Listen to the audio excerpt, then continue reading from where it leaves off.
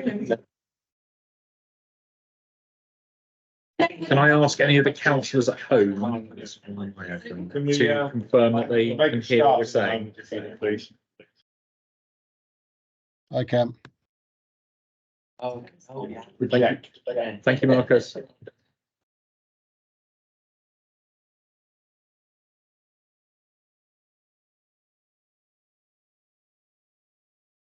Okay, we're good to go. Right, good morning, ladies and gentlemen. Welcome to the meeting of the new Scrutiny Communities Committee. My name is William Wren. I'm the chair of the committee. I represent Upper Tone near Woodliscombe. Before we proceed, I need to check that everybody can hear and that our owl microphone is working properly. Hazel, would you care to say something for the benefit of the tape, just to make sure that the microphone is picking you up? Good morning, everybody. Can we check that everybody that was picked up in the vast reaches of cyberspace? Doesn't look like it. Councillors Travis or Duddridge, did you Yeah, hear? I can. Yeah, that was fine. Excellent. Right, we're good to go. Yeah. Okay, the agenda paper with packs is available on the mod.gov or directly from the council website from the link that was sent out to members. When I invite someone to speak, could you please so that they can identify you later? We have an echo. That's me. Little echo. You could- That's Sandy, isn't it? No, I'm not sure. You turn your laptop volume off. I'm leaving. Okay, that's better. Sorry. So they can identify who's speaking. Can I also warmly welcome any members of the public and media who are joining us today? Will be available online in due course. Finally, as agendas are now viewed electronically, could I request that members and officers refer to page numbers from the published agenda pack to assist all present in finding the appropriate information, although I don't think that's likely to be a problem today because we're mainly receiving information from presentations rather than reports. Okay, right, item 1 is apologies for absence. Jamie, have we any apologies today and substitutes? We do, Chair. So I have apology from Councillor Pearce. I have an apology from Councillor Hobbs, for whom Councillor Lovell is substituting.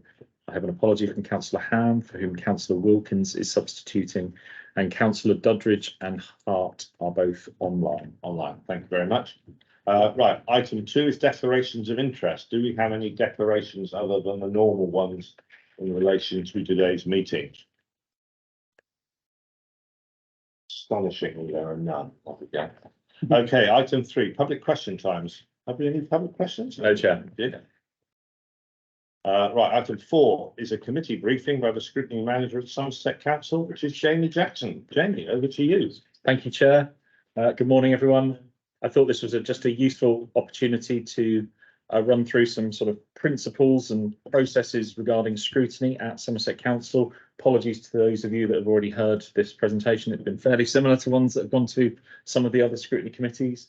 As you'll hopefully know, the council now has 5 scrutiny committees to, sorry, Rose, could you click onto the next slide? Yeah.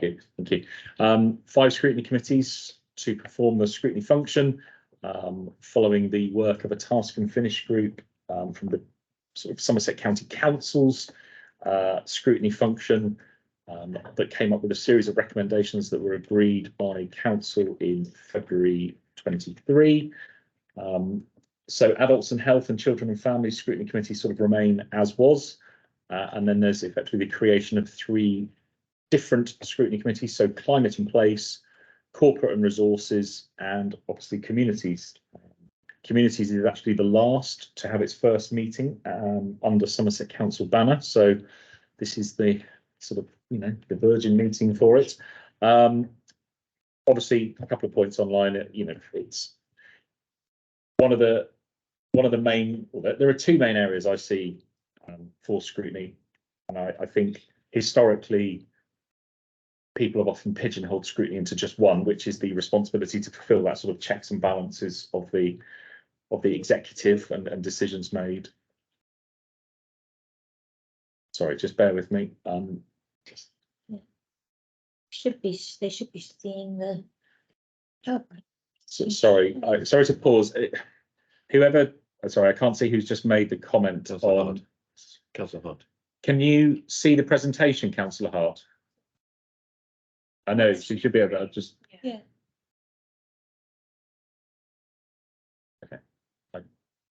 Oh, hello. Sorry, can you hear me? Hello? Hello? Hello? Oh, did you hear me? Yes. I can hear you now. It's telling me that if I want to see the presentation, I've got to reload it because something's gone wrong. So I knew you were having technical issues. I didn't know whether or not you were aware of this, but maybe this is just me. It's on, but it is on the agenda pack, isn't it? It is on the agenda pack, Councillor Hart, but can I just ask either Councillor Kravis or Dudridge whether you are experiencing viewing the presentation on Teams? I can see the presentation fine. I can see it. Yeah, so can I. It's John Hunt. Okay, Thanks. I'll try to reload and hopefully I'll manage to get back in. Thank you. Yeah, Thank you. so going back, thank you. So scrutiny has two key functions, one of which I think has always been the main avenue that scrutiny's been used for, which is that sort of checks and balances and decision, scrutiny of policy decisions by the executive. There is also an expectation that scrutiny will be used towards policy development, and I think at times in my experience, in my role, I have not seen that utilised as much as I think would be beneficial, and I think that's something we really look as a new council moving forward. I think we would really try and utilise scrutiny in that way. We have a vast array of scrutiny now. We have some very experienced scrutineers and some clearly already in the initial meeting some very good ideas and challenges that I think would actually benefit the executive and policy development as we move forward. My one sort of unofficial advice that I've always given out as well is actually if you involve scrutiny earlier in the development, you will undoubtedly get an easier ride as you move through the process. So there is a win-win there from my perspective. I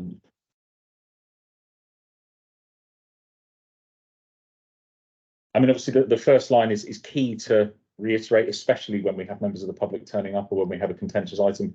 The scrutiny committee itself has no decision-making responsibilities. The greatest power that scrutiny can have is to make either recommendations to either the executive or the executive member.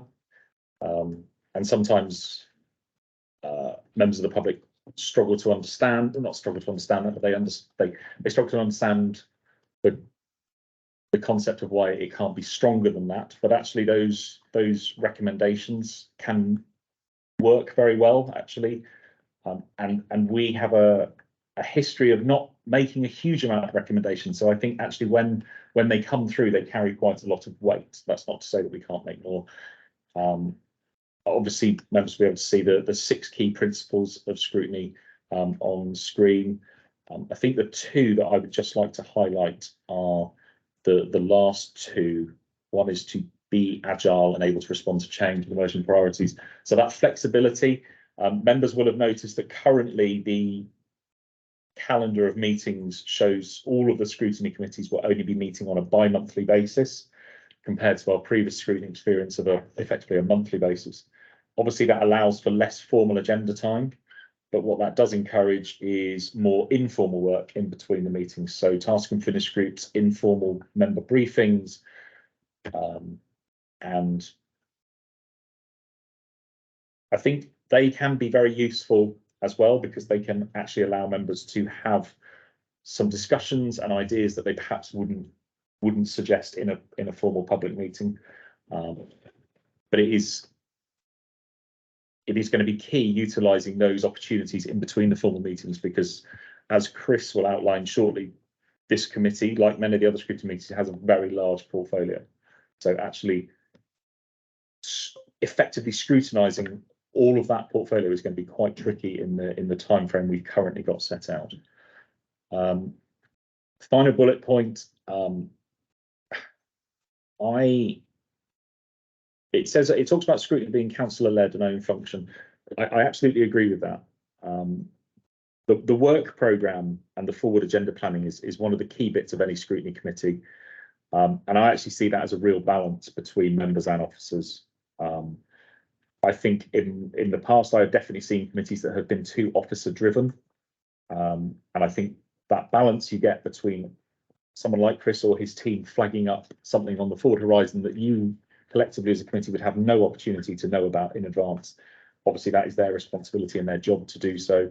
But as a committee, it's also your responsibility to start digging underneath some of what you're being told or some of what you've heard, and to raise that as part of the forward work programme. So hopefully we can see that really sort of developing over time. I suppose my unofficial seventh principle that's not on the list there, is please leave politics at the door. Like, my experience is as that's always been very well done, even on quite contentious issues. So if we can continue that, that would be great. Thank you. There are sort of 4 key areas underneath Chris's sort of portfolio area. I'm going to let him go into those in a bit more detail when he speaks shortly. But obviously we've got housing, customer services, cultural services, and regulatory and operational services.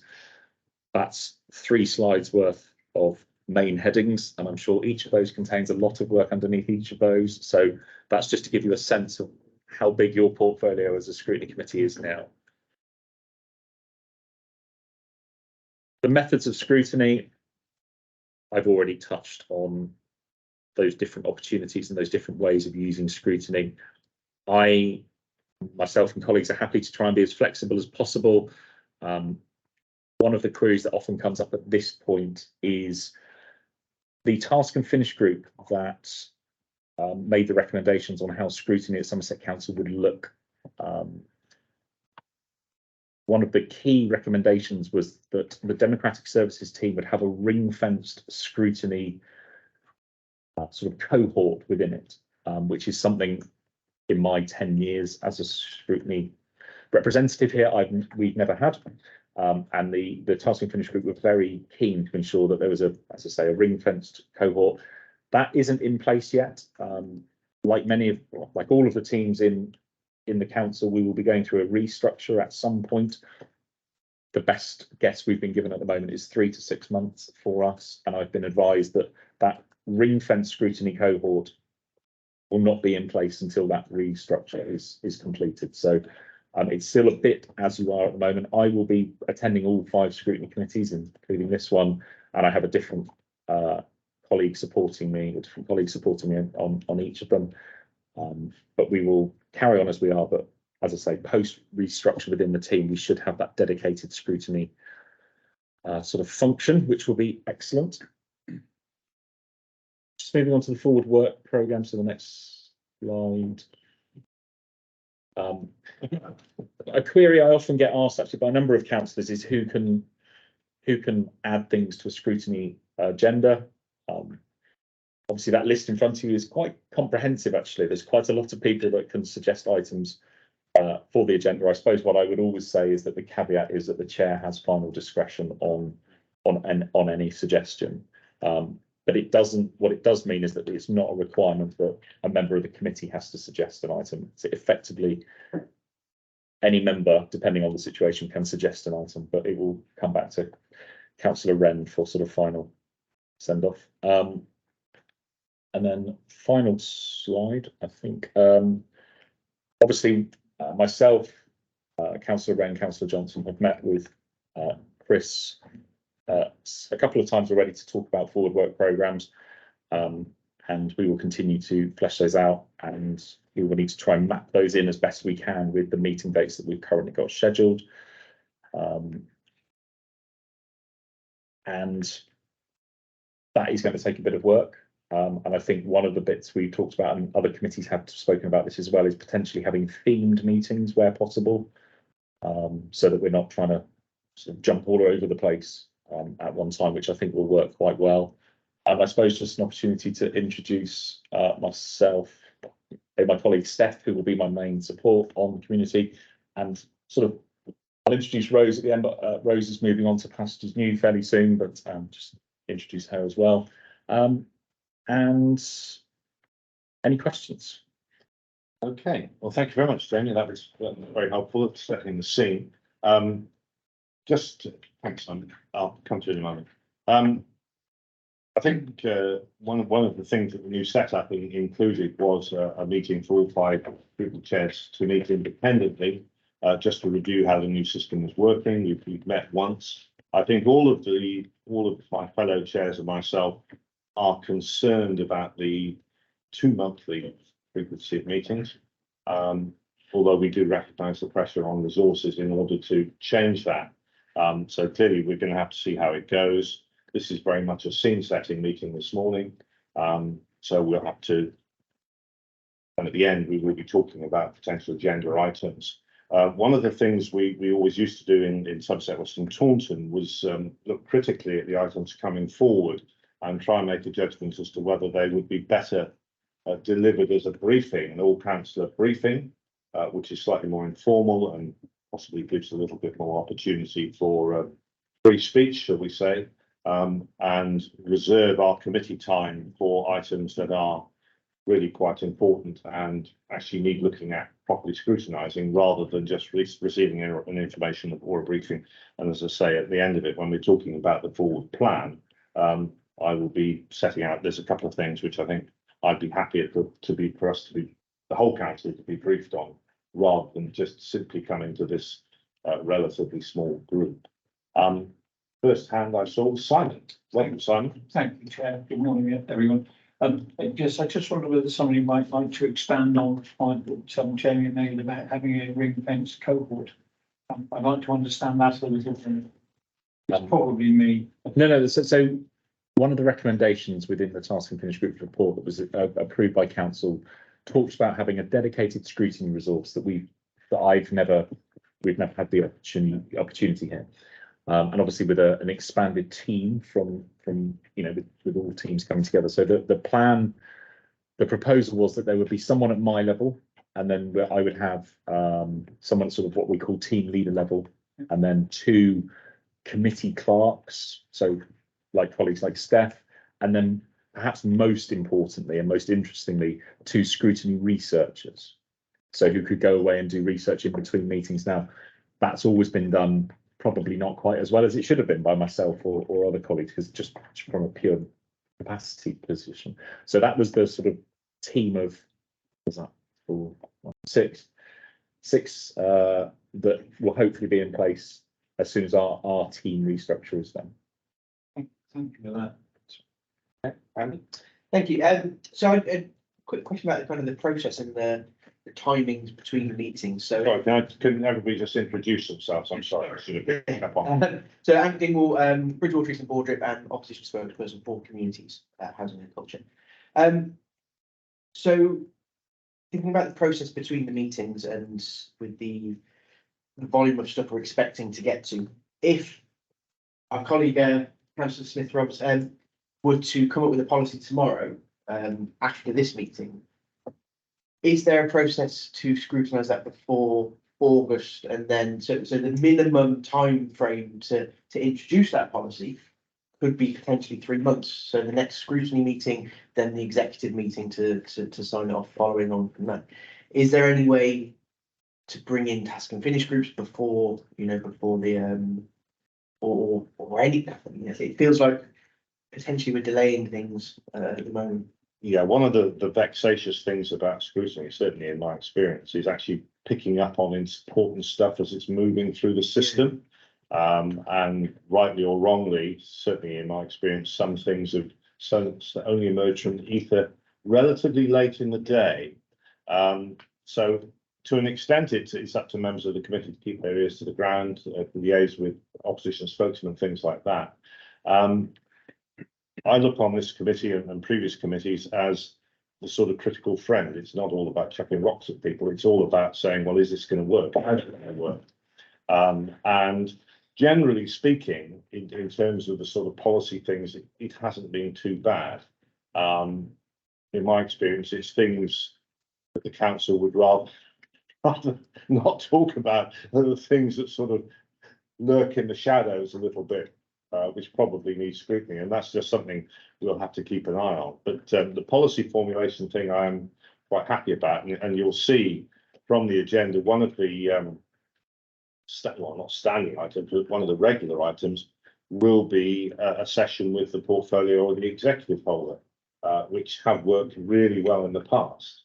And Federica, very glad to see her here today. And so, again, in my experience, some executive or portfolio holders embrace the opportunity to come and talk to Scrutiny, and we've had some really, really good sessions. And there's just one or two who sort of duck and dive a little bit, but I mean, we'll just have to play that one by ear. But generally speaking, I think there are two roles here. There's stuff that will come through the system from officers in the normal way, which is directed by the Constitution. We will be able to scrutinise all the forward plans, either from the executive and from full council. And then there's us keeping your ear to the ground. The other thing that also concerned the other scrutiny chairs is the overlap between the committees. And so, you know, if there are items that could be dealt with by two, how we resolve that, and that's going to come down to either our regular chairs meetings, or there'll be bilaterals between the two chairs concerned, and we'll decide which direction it takes. But we are fresh committee. We have a brand new council with everybody bright-eyed and bushy-tailed and charging forward. So I'm hoping that we can all get off to a good start. Just, Jane. Just in back to your point, Councillor Dingwall. So there's two elements, as the chair has just said, that overlap between potential committees or between committees, those sort of fallow months in between, that is potentially the opportunity to set up a joint scrutiny meeting. So one of the ones that often comes up is children's oral health, because obviously that covers both adults and Councillor Prasanki laughed because I know she's chaired one of those committees, but that obviously falls very much between adults and children's scrutiny. So that we've had joint scrutinies on those before. So that will be one of the suggestions, again, was those task and finish group recommendations, was about looking for opportunities of joint scrutiny rather, but it may be that we have an item at one committee, but we invite the other committee along and really flag up to them that there's an item on the agenda. The only other, just going back to your other point, for example, the budget monitoring, which historically, when we sat on the place committee, was used to being seen on a monthly basis. At the moment, the first report is going to be a quarter one report. The timing of that did not align particularly well with the corporate and resources scrutiny. So the chair has requested that we have a meeting in August in order to tie in best with that date. And I suppose that's always the opportunity for committees, is to say, actually, that date isn't going to work for us because either we're too late or we're too early. So, and that's what we're trying to do now. Thank you. Okay, Hazel. Just a housekeeping issue. I couldn't read any of that presentation that was on the board. Now I know actually we've moved up, but it's not in the agenda pack either. So I think going forward, It is, Chair. Sorry, it is Councillor. Sorry. Fine. I've got the agenda. So I don't know what's wrong with my system, but we are in. Are you on mod.gov? Yep. Oh, I've got it on The mine. agenda front sheet or the agenda. No, it's not in either. Yes, but it's in. Anyway, all I'm saying is, if you're expecting us to be able to read on the screen. Future meetings. I know the constraints of today, but I'm just saying I can't see that and I can't find it, but I'll have another look. It's on mine. I don't know which one. Yeah.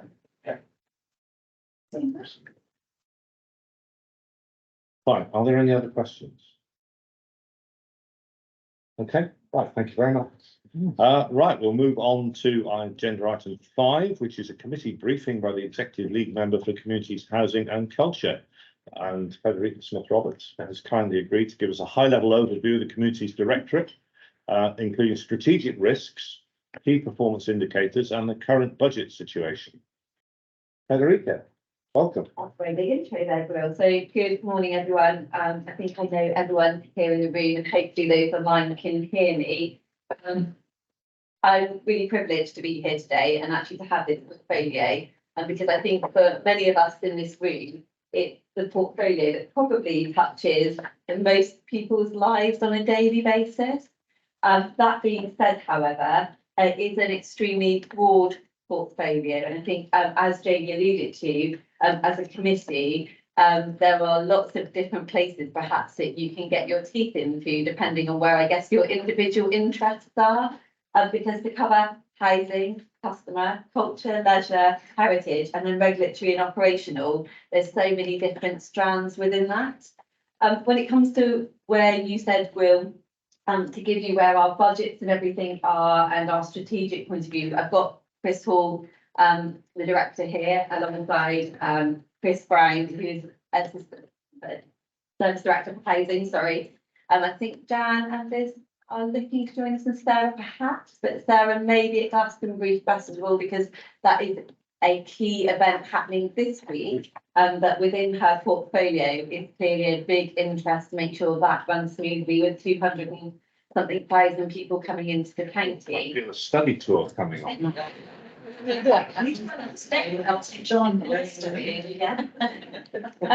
I think for me, we're in the very early stages of what it is that this area can look like, this portfolio, because there are so many things to bring together from the existing county, but also the 4 districts work really differently, and to actually meld that all into one is going to take some time. And we have only just appointed tier 3, and we are looking at the appointments of tier 4. So what I would like to say, and maybe the directors will come in and say further on this, is just to give us that breathing space to let it happen.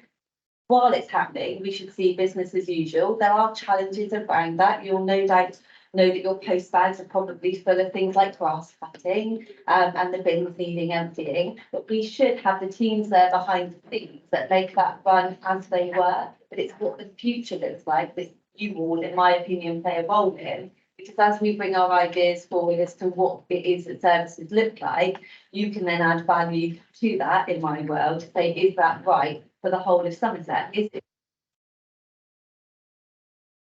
right for, I don't know, Wincanton all the way across to Burnham-on-Sea? Because those communities have a different experience of what they want to do. Budget-wise, that is still being worked out.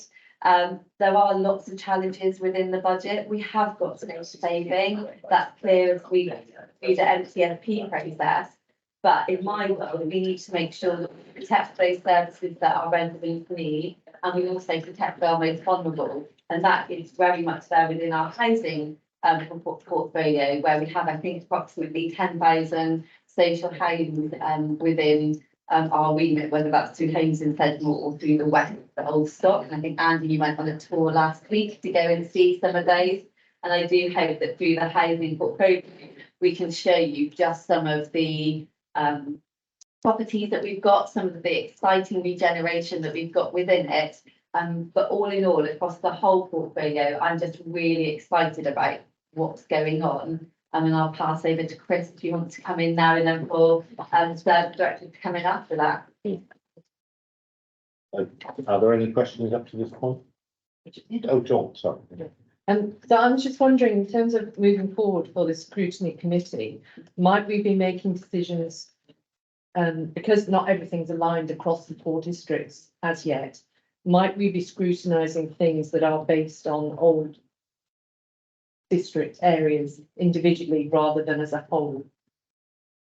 I think that's a valid question. I would say yes at the moment, probably, that the services, and I don't know if Chris wants to come in here, but I think that there are different services, and I can talk about culture, particularly in that area. So the previous West and South had quite an extensive budget, not huge, but their budgets in those areas meant that they are doing projects or have a legacy budget that rolled over into this year's MTFP that allows different things to happen, such as the support of the brew house, as an example, is a grant that we give. We've got the Octagon regeneration project in Yeovil. So you will see that in different geographical areas that is there. So there will be some historic elements that mean that whilst it looks like that services aren't unified, that will be something that has to be worked through in the future.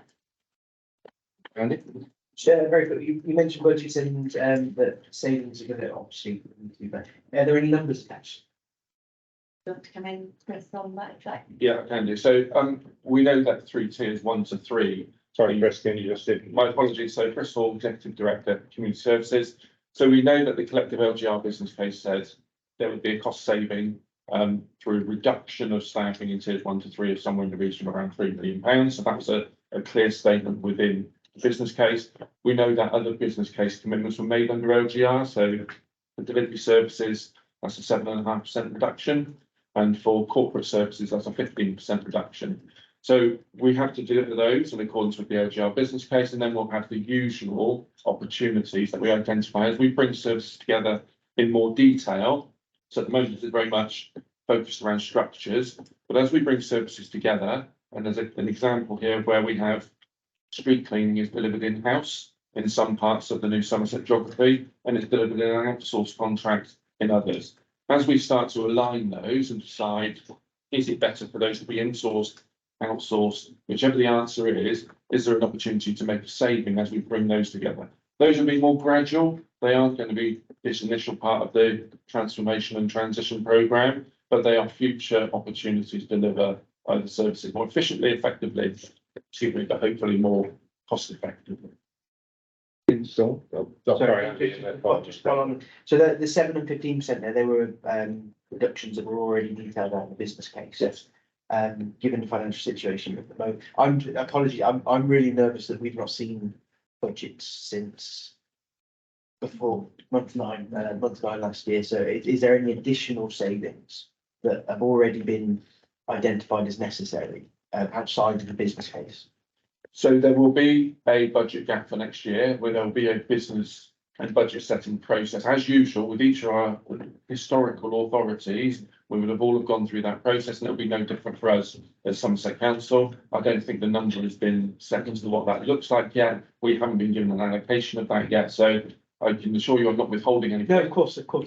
We don't have the detail of that yet and how the expectation of our cuts of that will fall. That makes sense. Thank you.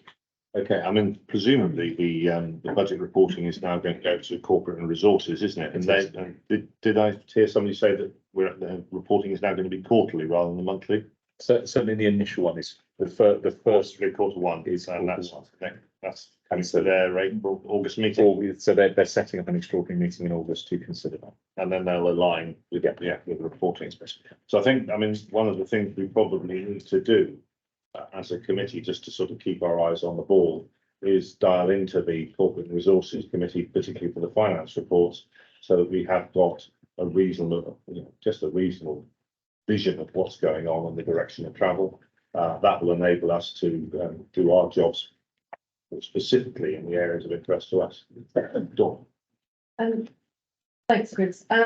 When it comes to the aligning of services that have operated differently from the previous district councils into one operation at the county, will this scrutiny committee be looking at things that are relevant to this scrutiny committee before they get aligned with, combined into one strategy? Yeah, so we would seek to engage you really early on because some of these will be quite large scale changes. I think it's always difficult to know exactly where the line is. In a minute, I'm going to talk to you in a bit more detail about the breadth, and we've heard everyone said how broad this is. There will be some operational decisions that we need to make that wouldn't probably be relevant here, but as soon as I say that out loud, of course, that one individual thing is going to impact one community or one of your constituents. And it's really difficult to know where that line is. And I hope we'll have a good enough relationship to know that when we get it wrong, we learn from it. And if we provide you too much information, you push back and tell us enough's enough, we want the more strategic direction. So some really big changes that we know will have to be made. We don't know the answers to them, but as an example, we are a council housing stock holder. We have those that are delivered through an in-house arrangement. We also have council housing stock that we hold at Somerset Council that's delivered through an arm's length management company. It seems unlikely that we will continue with those two different delivery models. I have no idea what the answer is. I have no preference for an answer other than that we need an answer. Yeah. And we will need to engage with members, community, tenants, banks have a voice and a right. There will be a long project and process that we will seek to engage you with early so that you can understand what those milestones are. You can understand the data and the direction of travel if there's an obvious one. and then you can engage with your opinion. Street cleaning and the open spaces one is another large area where we have a difference in delivery model across the historical districts. And this is a district matter because the county council were never responsible for those services. So there is some, again, in an in-house and an outsource arrangement. We have extended, for example, one of the contracts in one of the districts to give us time to scope out what a new delivery service looks like. Again, that's not a decision on in or out. It just buys us enough time to be able to think through all the consequences, because there are pensions consequences, there are to-be transfer consequences, there are service standard consequences. So the other thing I would raise at this point is to say that I don't think we'll ever have a universal standard. So if we take grass cutting as an example, I don't think we'll ever have a universal standard in the same way that we never did previously.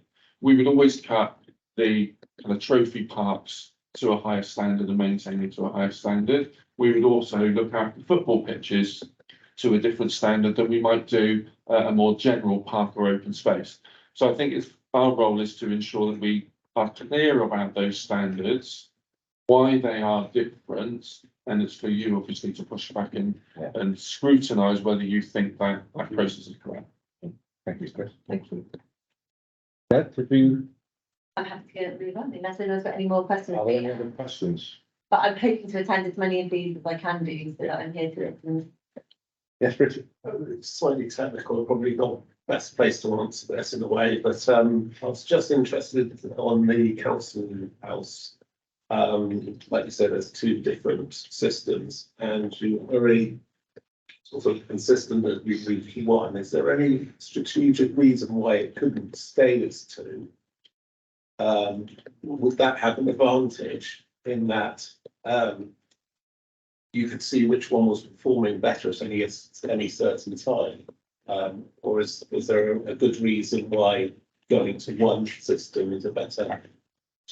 So I would say it's less about the system and it's more about the delivery model, but I think we're talking about the same thing. There's duplication. Quite simply, we are operating two different teams delivering very similar standards to the Brandon Decent Home Standard. So there isn't necessarily a better or worse model in this, but we are delivering two different ways with two different management structures, all the way up to the arm's length management company that is own chief executive. I'm not saying it's right or wrong, I'm just saying there's duplication. And when we look across the principles of creating a unitary, one of those principles is to remove duplication to make services more cost effective for the end user. The end user in this scenario is the tenant, and the tenant is paying for that service through their rent. So it's not a council taxation issue, but there is still tenant rent matter where we should be striving for the best possible value we can. I think there is also opportunities to work more closely together as we get to whatever that end result looks like. So we've both got development teams, we're both contracting in slightly different ways, but with very similar companies to deliver some of those services. So I think there is a transition route, but ultimately my expectation is that this authority will have one delivery model.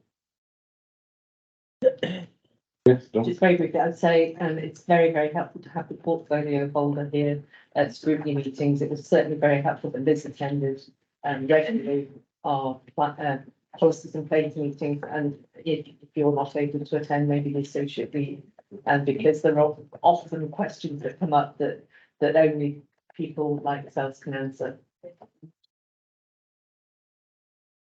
Okay, any other questions? Federica, yes, we move on. Chris, do you want to take us through? Yeah, thank you. So I've introduced myself. Chris Brown is also in the room here. He's the Service Director for Housing, and I'll give him a moment to talk about his services. Liz Dawson was hoping to dial in. I don't know if she's had technical issues, but if she joins us, great. If not, I will talk about the cultural services. We have Sarah Dawson, who is Service Director for Operation and Regulatory Services, who's currently on site at Glastonbury. So, as mentioned already, a key thing for us at Brighton now is to ensure that all of the historical commitments across the different councils continue on the face of it seamlessly. Underneath that, we're a bit swan-like at the moment. We've had a number of people leave the organisation. As you know, we're having to pick up relatively new responsibilities for us as individual officers, And we need to make sure that things like Glastonbury happen without a hitch. So there's a lot of emphasis on that, and that's where Sarah is today. And unfortunately, Jan has been called to another meeting for a matter that I'm sure you'll hear about in due course, but an emergency operational matter that's ongoing. So unfortunately, she's not with us, but again, I can talk to you a little bit about those services. I think it's actually a brief thing, but actually this is, from my perspective at the moment, much more of an introduction as to how we'll all be able to work together. I do want to talk to you a little bit about how the structure works. So on screen you will see. Hazel, do you want to move up to see the screen a little bit better? I will try and articulate it as best I can, but this is the service structure, or rather the executive leadership team structure that you will have seen before. We know we've been through the tier 2 process and all of those roles have been appointed. It's my slide, so I put my name first, if that's my prerogative. But just to give you a flavour as to how all of that sits, none of that is new to you, of course. And then we have the community services leadership team, and those are the individuals that I've just introduced to you. And broadly, our service functions fall into those 4 areas. Now, of course, the point of creating a unitary was not only to remove duplication, but was also an ambition to remove silos. So whilst there are services that have a home, and we'll talk about those, there is a huge opportunity to have cross-directorate working, both within communities, but also across the wider organisation. So when we start to think about the health and well-being benefits of a cultural service, we naturally want to involve the people service directorates of adults and children's, and potentially even into public health. So you'll see these as a list, and I apologise for that, but it's the only way to kind of articulate what sits where. So that's where the ownership of these things sits. But actually, we all have a collective responsibility to make sure we are joined up across the new organisation. So I apologise, it's a bit of a list. I'm going to skip over Chris for now, because I'll let him do his bit in a moment. But just to give you a flavour of that breadth of service. So these are services that are coming together for the first time in this way. There is a mix here of historical district and historical county services, and therefore there's new opportunity to deliver those slightly differently. So customer services, so this is the front door to our authority. This is the way that our customers primarily access this council, whether it be online, whether it be through telephony, or whether it be face-to-face through our customer access point in our offices. This is where our customers mainly engage, from an officer perspective at least, mainly engage with the council. Thousands of calls every week, thousands of ICT contacts into the council every week. And as a front door, we've created a new bot. So this isn't the old, you ring the council, you press 1 for highways, or 2 for culture, or 3 for housing. This is now an automated bot process where you speak and you tell it what you want. And it is dealing with a huge proportion of those allocations of calls at the first point of that sentence. And what it does is it speeds up the process between a customer calling and getting to the right person or right team. The old-fashioned press 1, press 2, press 3 model is very frustrating for customers. They don't always know what they want and can't always articulate it in a push 1, 2, 3 scenario. And the bot has created an environment where they can describe what they're concerned about. They've received a letter, they've received a bill, they have a reference number, and the bot is working very effectively behind the scenes to direct those calls very quickly. We've actually this council has won an award for its implementation of the bot. So it's been very effective. But that, of course, is only one part of it. The other parts of this are how we deliver those services face to face. So we talk about being digital by default, but that is not digital at all costs. We recognise that there are those people who can't, don't, won't contact or engage with the council online, and that's okay. We're completely okay with that as a principle, and we have all of the offices that were operating previously have the normal customer access arrangements. We've also opened 18 brand new customer access points on the 1st of April through our library service. So all of those now become customer access points, and we have customer service staff within those libraries. And actually, we're rolling that out much further across that libraries estate. So there's some real opportunities here. In terms of culture, this does become much more of a list. So we've discussed libraries, all of the libraries across Somerset and that local offer, the customer access points. We also hold responsibility for registrars, so births, deaths and marriages. And that is not just the fixed location in Taunton, but it is also all of the registrar services that we again deliver with specific registrars, employees out within our libraries. But also those are the control of marriages. So where we have 300 licensed marriage venues across Somerset, any of those are required to be managed and registered with the registrar service, and a registrar would have to go and administer the process along with a civil celebrant. That's the word I was looking for. So huge piece of work there. It's one bullet point on a list, but it's a mammoth task and a really important one, of course. Museums, there are various museum responsibilities across the county. Theatres, we have again a mixed bag here. So not all authorities previously had theatres within their geography or within their control or remit. So, for example, in South Somerset area, so the south of the new authority, we have directly delivered theatre provision through the Octagon and Westlands.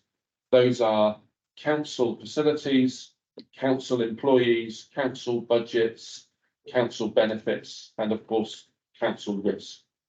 If you look across other parts of the county, in Taunton, there's the Brewhouse Theatre. That's an asset that's owned by Somerset Council, but isn't delivered by Somerset Council. They operate as the Taunton Theatre Association with a management agreement with this authority, and they receive an annual grant from us in order to provide that service.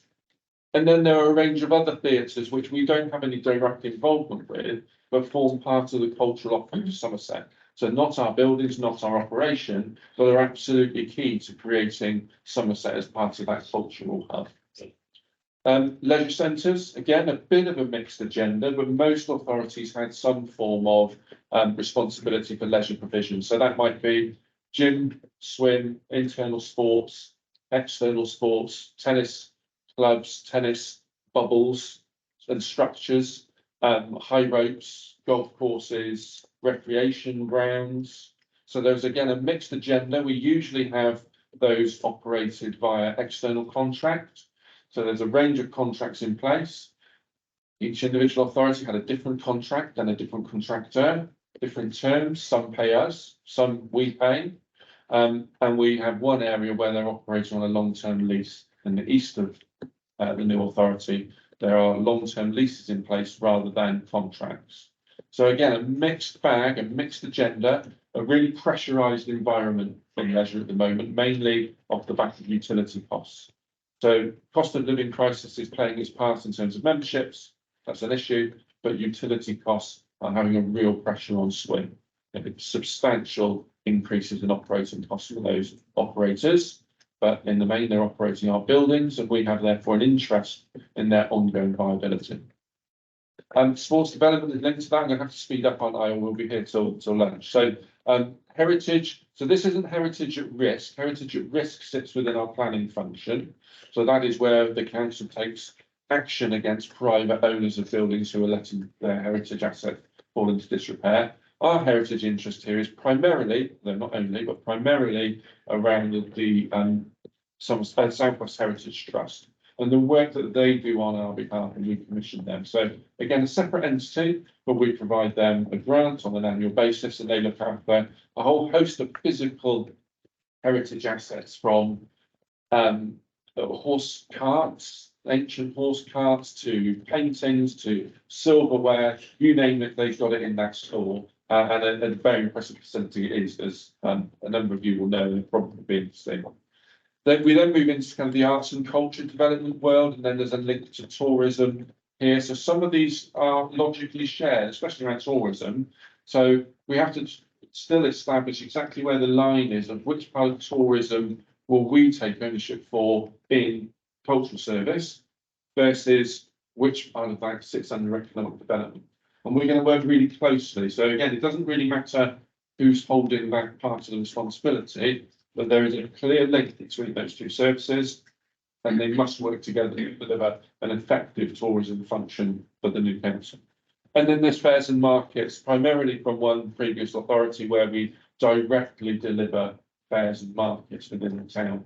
And we, again, we hold the responsibility for making it happen, but we also hold some of the assets in terms of the structures, as well as lay on staffing to help manage and resource that stuff. Whistle stop tour, I'm afraid. Regulatory and operational, the list is longer, so I'll try to be quicker. The obvious things around environmental health, so our responsibilities there. Coroners, so that is a historical county function, something the districts didn't do previously. So we have responsibility for ensuring that it's a coronial service, but the coroner doesn't work for us.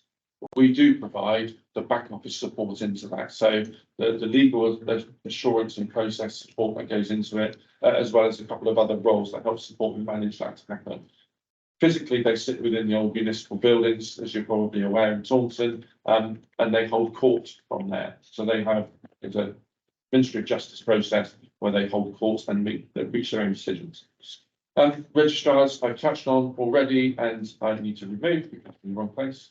Environmental protection, so those are things around, again, linked to environmental health, but much more about the outward investigation and potentially prosecutions part of the world. So that will include some of our health and safety responsibility. So if a business has an accident, then that falls to us, may be escalated to the health and safety executive depending on severity, but we are usually that first point of contact. So Riddle goes to the HFC triage it and fire it straight back down to us.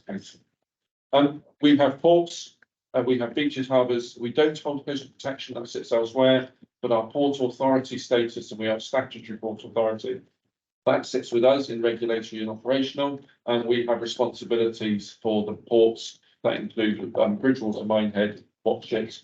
There isn't a port at Blue Anchor, but it is still part of that responsibility that sits under this part of the control, heavily regulated as you might expect.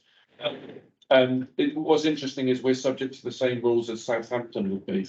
So it's quite challenging at times to manage very small and primarily leisure ports against the same rules that Southampton would have with all of its industrial and commercial activity. But we have a team that do all of that. Licensing, as you might expect, there's a separate licensing committees that we service. So one overarching committee and then 4 geographical based committees. And in there would be the licensing of a range of activities, and it would be a shame in a meeting not to mention sex shops, wouldn't it? Because they're the ones that always get mentioned, but then amongst it, there is a host of other activity, including taxi. So just to be clear, what's our role? If there's a licensing committee or a series of licensing committees, what is the role of this committee and what's the differentiation? So I would see your role as to help support and lead into policy making. So you're not the decision maker in the same way as you are. So we would take the decision whether or not to authorise sex shops or something. No, because you can't make you. No, but in terms of a policy position. So what we would do is we were creating a policy, we would engage with you as a scrutiny committee, and your recommendations would go on to licensing committee, who would make the decision. Okay, fair enough, yeah. May I just come in there, please? If I don't know you, my name's Liz Lysham, lead member for finance and performance. Just to say that they were all included in the fees and charges paper that went through budget setting in February. So they were all listed there, those things, but it's quite interesting how things work across the silos, as I've already said. So anything like that is across finance for fees and charges and across the licensing and. I was just really interested in what our role was in that, given that there is a separate setup supposedly to deal with it. So what our locus was there, that was all. So, I'm sorry. Can I just ask a very quick question? Someone asked me the other day and I didn't know the answer. Taxis, are they dealt with in areas or is it all one? The taxi licensing is done by the area licensing committee. Thank you. There is my understanding is that's one of the policies that was harmonised prior to the unitary. So there is an overarching policy, but the application or revocation of licenses will be dealt with by those committees.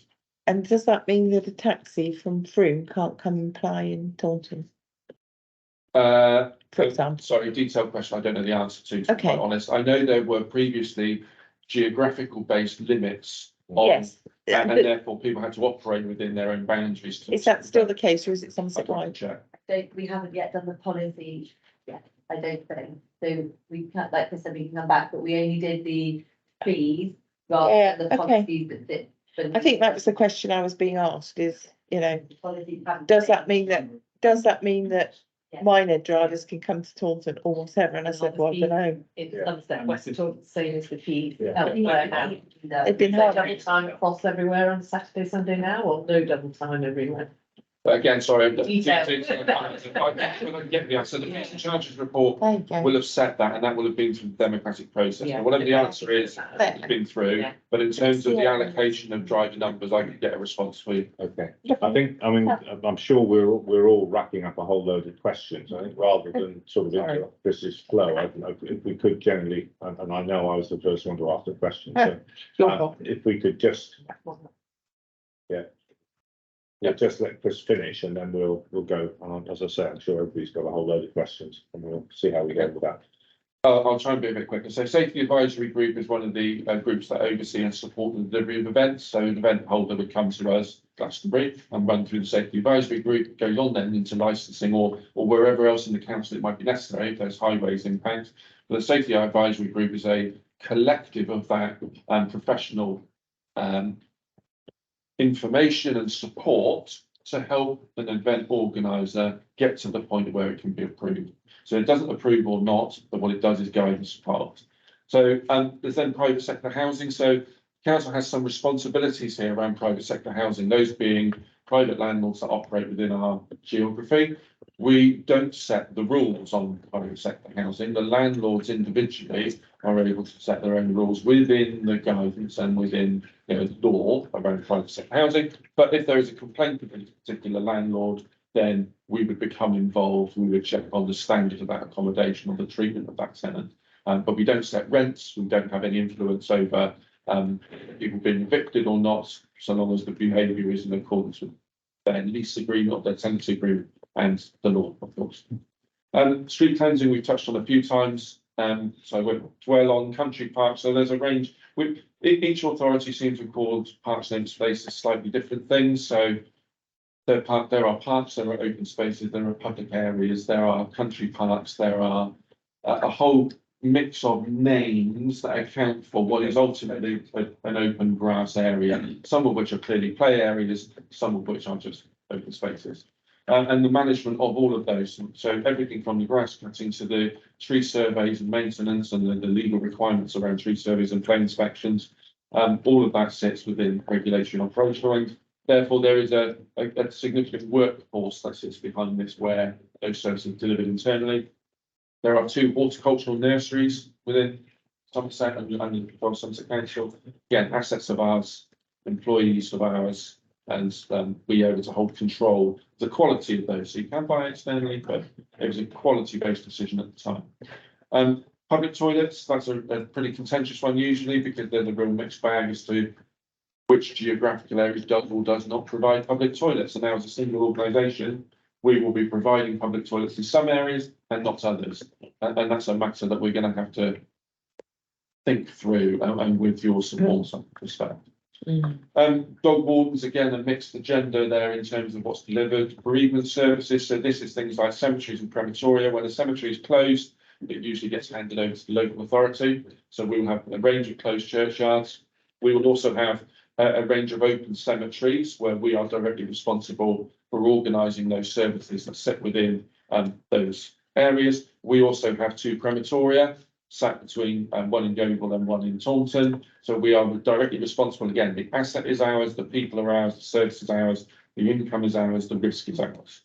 And then we have what was Somerset Scientific Services. We've naturally dropped the Somerset for now, but the Scientific Services arrangements will sit out at West Park, and they work really closely with our environmental health teams around private water supply testing, as well as a whole range of other services. So a real opportunity with them to look at, as a simple example, our housing service have to undertake asbestos surveys. If Scientific Services could increase their capabilities to undertake that work, we could internalise that, keep the cost and the money within the Somerset budget rather than paying that to private operators. I'm going to go back to housing to allow Chris to speak, if you don't mind, Chair. Shall we pause to take a few questions? Yeah, so If that's all right. I think the first thing I'd like to say is that bearing in mind that we've got a list of functions in our agenda pack, which doesn't seem to match your slides. If somebody could just let us all have a definitive list, I'll circulate that would be really helpful, please. I think from my point of view, the customer service bot, I mean, it's getting hold of the council is one of the sort of bugbears of people. So how are you going about getting feedback for that? As to how it's working? Customer feedback. Yeah. I don't know. I'll have to come back to you. Sorry. Because I think this committee would be quite interested because it's clearly new and innovative, and if we've won an award for it, I think the committee would be very interested to know how it works for us, but also more importantly, how it's working for the customers. And what kind of failure rate you get and what kind of data you can get out of it, because again, it's the failure rate of calls is the real thing that gets people's goats. Andy caught my eye, and Absolutely, it follows exactly on from that, so it might be the same answer, but it is the first question. Since April, since the new box come in, what's the, I don't know if it's satisfaction rate or a net promoter or whatever the KPI is, how's that tracked over time? And I've got a thought as well, but I was.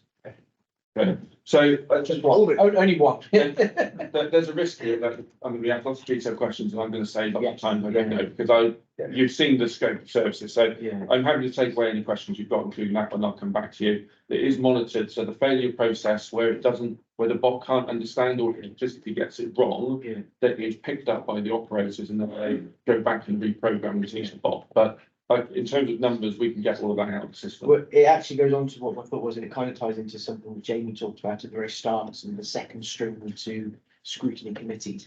I think if we were to receive a report each committee meeting that had, all the KPIs, but also things like what are the key topics, because I imagine there's seasonality on the key topics that are going through the customer touch points. If we were able to get a report that said, these are the things that are coming through in the last couple of months, it might help us with the information to help support policy. Brad, did you have something for that? I was going to come in that I know that when we launched the bot, which was I think on the 1st of April, that it took 78% of calls. I'm just having a look at it here, and the average wait time was for 35 seconds. And the triage staff handling calls were then within 7 to 12 seconds. That doesn't show that the customer feedback, obviously we can get more up-to-date figures. But I worked in customer service in a call centre in my other life, and these figures are impressive, really impressive. So to see that and to get an award for it within so many months, it shows just, it is a change though for people. Some people won't like it, but if we can drive people to use this and to use online to self-serve, even us as councillors as an example, it means that those who need customer service can get it, while those that can self-serve can help themselves. Thank you. I've got Dawn Johnson and then Dawn Dent. Dawn. Hey, Chris, just to flag up something that could be of interest to other members. So on the Policy and Place Committee, we had a tour to Hinkley. If there's any visits we can have to expand our knowledge on how things are, like the one way brings to mind, I haven't been out there still, and it'd be really helpful to visit some of these things that we are making decisions based on. So if there's anything else you can think of that will benefit our knowledge. You're warming up to Glastonbury tickets. Only expect today.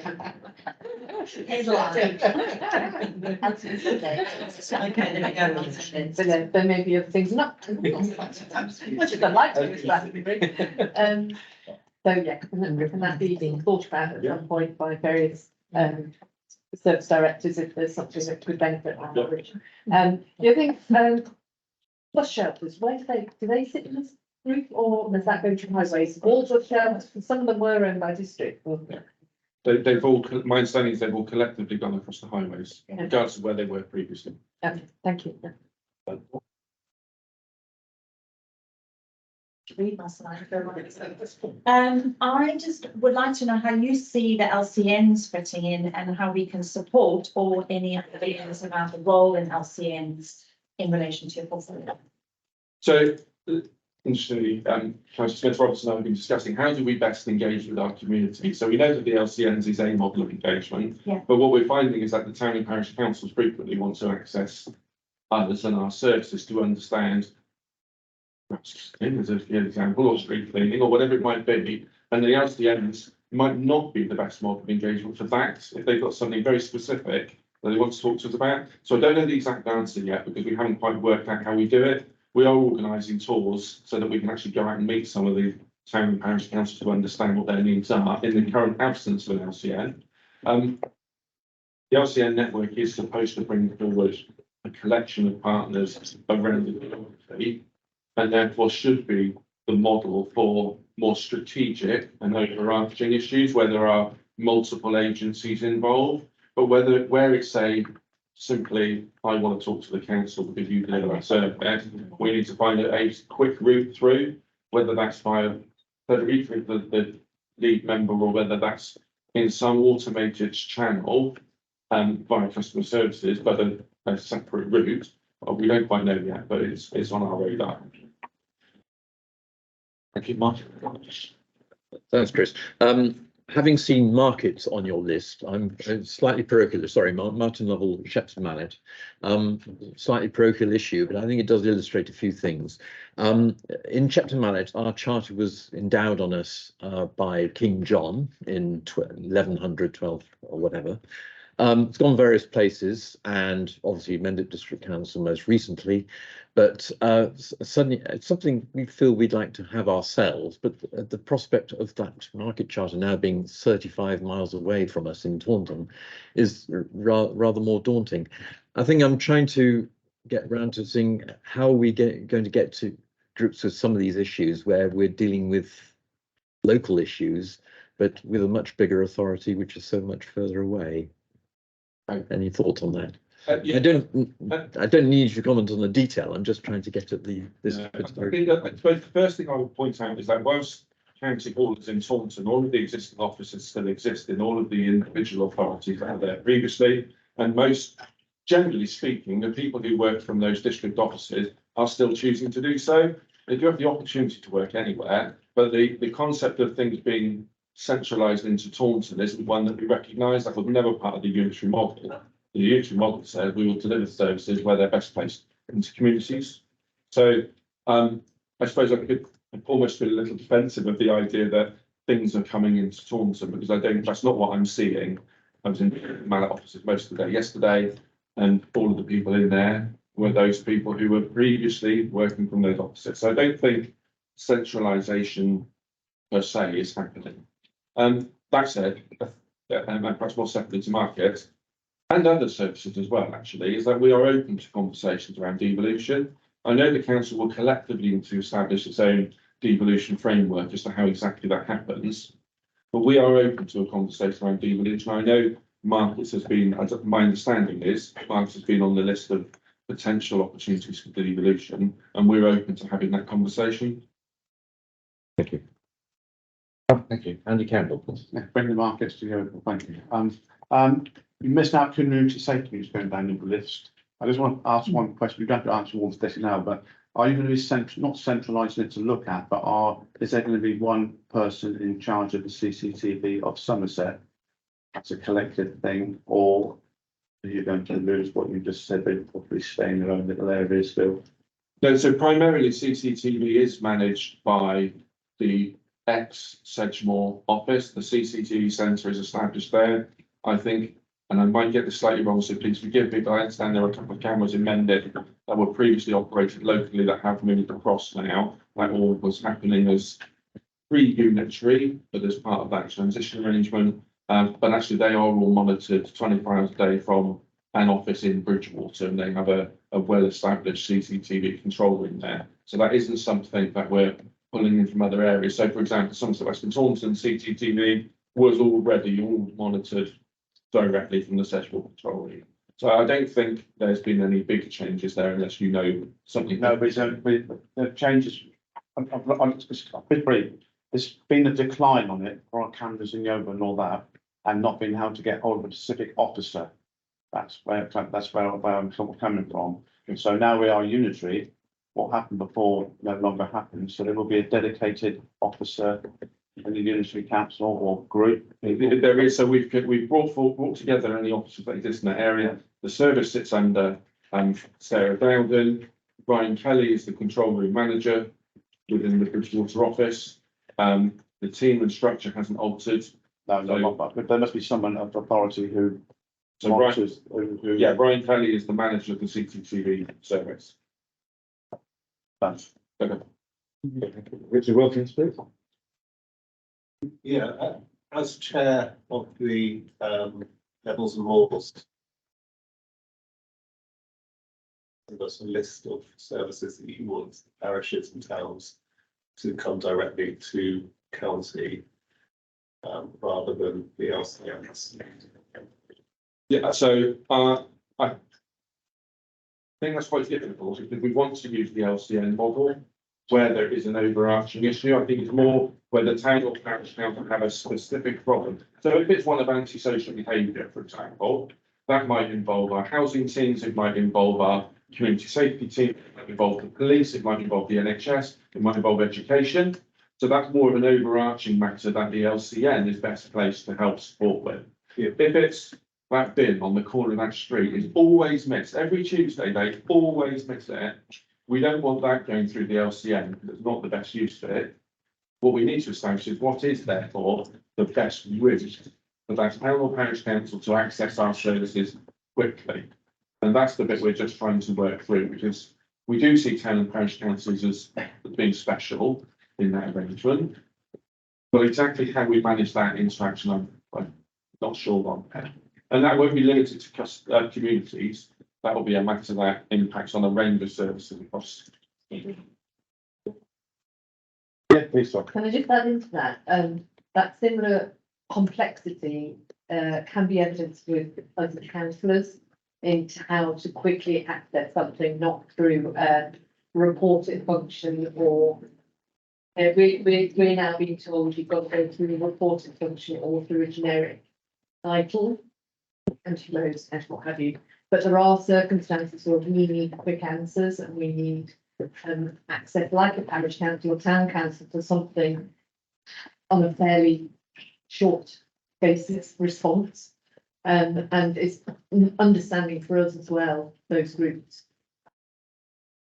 So I'm going to give that some more thought with Councillor Smith-Roberts. I think that my overarching point here would be, as soon as someone operates outside of the system doesn't record it in the same way. So members of the public, let's use them as an example, if they come directly to you and then you take on their case for them, if it's a litter, and I'll use a litter bin to litter bin's overflowing. If they report it into the automated system, we register that contact, it gets diverted to the right team initially. They have a reported number who can track back every action. If they come to you and you go to Bob in the depot who's there going to empty it, we didn't know that was happening. We can't record a pattern of failure. And actually, it might be slower for you to weave your way through the system than it would be for the customer to report it directly because all of the flows exist. Yeah. So, and you get an exception sometimes for work we do with councillors where we need something across a broad, maybe range of portfolios that needs addressing. We've had one recently supporting a resident and it involved quite a few different areas. And where that group then for to get an answer to something that needs dealing with quite short term. Okay, well, if there are no other questions at this point, shall we ask Chris to lead us into housing? Thank you. Yes, Chris. Thanks, yeah, Chris Brown. Chris Brown, I think. Service Director. Too many Andys, too many Chris's, too many Dawn. Chris Brown, Service Director for Housing. So my area, it's about £80 million, so it's quite a significant annual budget. Over half of that is the housing revenue account. Just over £50 million is the housing revenue account, so that gives it, or give you a certain area of focus because that account is managed obviously differently and has a different purpose than the general fund. About 400 staff. Simplest way of looking at my service area is part of the service is the housing revenue account type of service. So that involves the two landlord functions. That's the Almo homes in Sedgemoor, 4,000 properties, and the in-house service, which is primarily the west of the area, which is 60%, about 6,000 homes. So those two landlord functions are the ones who have the contact with the customers, repair houses, keep properties safe, which is a key area, collect rent and deliver services as best as they can to those specific 10,000 customers and the leaseholders who are also within that grouping. So lots of things there. Getting those properties energy efficiency across the piece is very important. Lots of other things, lots of common agendas between the two landlords, which need to be joined up strategically. It's important to note that the council is the client for the Almo. The council is responsible for the housing revenue account. So the Almo is the landlord delivering the service, just like the in-house team is delivering the landlord service in the west. But the council, through my team, is the client and responsible for the business plan, the 30-year business plan for the housing revenue account, and therefore needs to set the strategy for both the in-house team, apologies, for the strategy for the in-house team and the stock which is owned by the Almo. So lots to consider there, but that's about 50% of my tasks really in that area, and quite distinct, I think, as well. It also just geographically covers the north and the west generally, although there are opportunities to grow. That will be relatively peripheral. It will not be mass growth because we have got lots of constraints, but there are opportunities there which we won't lose sight of. The other 50% is a lot of the work is to do with vulnerable customers. So we have an area of the team which traditionally is the sort of SIP, Somerset Independent Plus type of area, which did quite a lot of work in the west and the north, but also increasingly in the south and the east of the county. So this area is going to be more referred to as housing, health and partnerships. It delivers adaptations, about £5 million, £7 million of adaptations per year, supporting the needs of customers. That's a well-used service. We've been approached, so the definitive list of services isn't quite there yet because there'll be consultation with colleagues and staff over it, but we've been approached by the occupational therapist, the occupational housing therapist in the service, which would actually be a benefit. So we've got end-to-end control of our service to customers. So the delivery of adaptations is a key part of the service. Also support to the private sector, so energy efficiency measures, grants that we can get out to the private sector is something that we will take responsibility for, and that might go to other grants, minor improvement grants, whatever's available really. So although Sarah Dowden's team is very much responsible for the regulatory aspects of the private sector, my service can help access grants which could support private sector. So I think the difference is very much around that regulatory matters sit very much with Sarah. But actually, can we do more to help? Would sit with my area. And there is also going to be a grants team, more formalised within that area, which can actually go out and find new money. And there's quite a lot of money. And we know historically we've done quite well, but we can do even more there. Certainly on energy and other large grants which are available at the moment in the housing area. And housing strategy will also sit in that area. So developing strategy, developing our thinking, joining together our work with partners.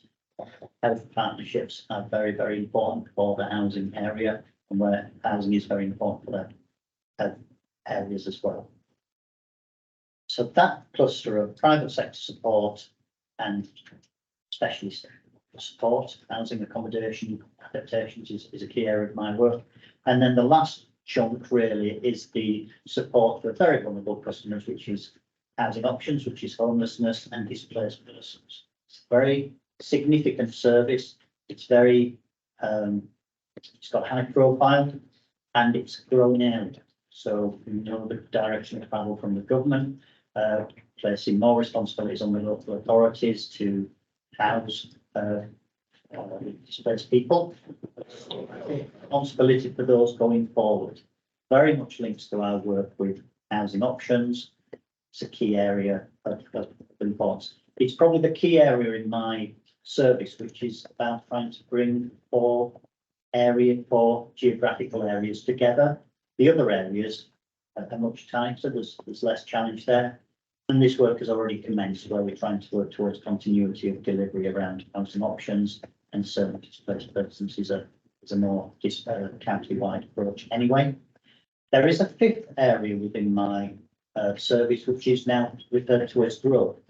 So new build council housing, both the in-house team and Homes and Sedgemore have been doing for quite a while. That will continue, but we need to link it more to general growth, that we need more houses for more need that we have. So it's how we do that. And this will be a key area of development and discussion over the coming year and then future years. How do we actually grow more affordable, build more, work with partners to build more, so that we get the houses we need? And it's a very challenging environment, as you know, for many agendas ranging from phosphates to market conditions, land availability, etc.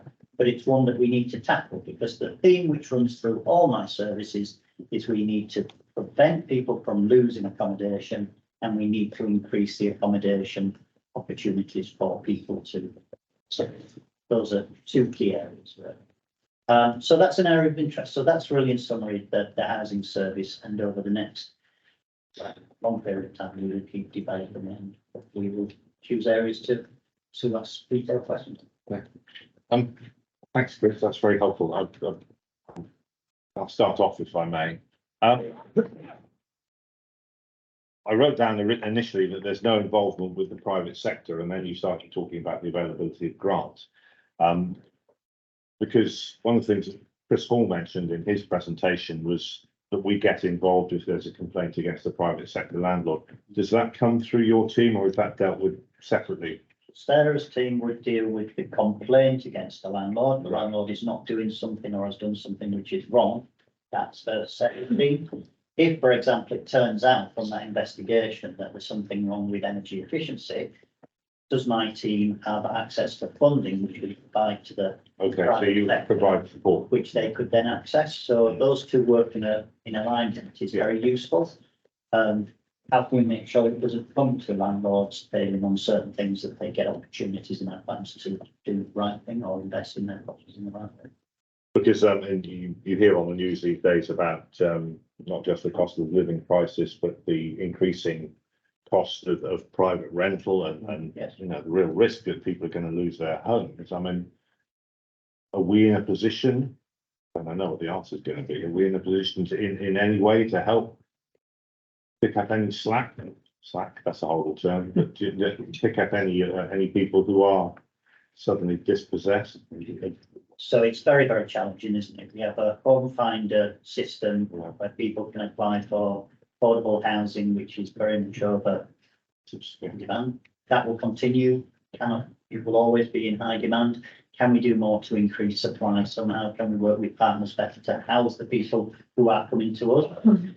We have a housing options homelessness service which needs homes, and part of that ideally is through the private rented service, but they're competing with the workforce from Hinkley Point C and everyone else who needs accommodation.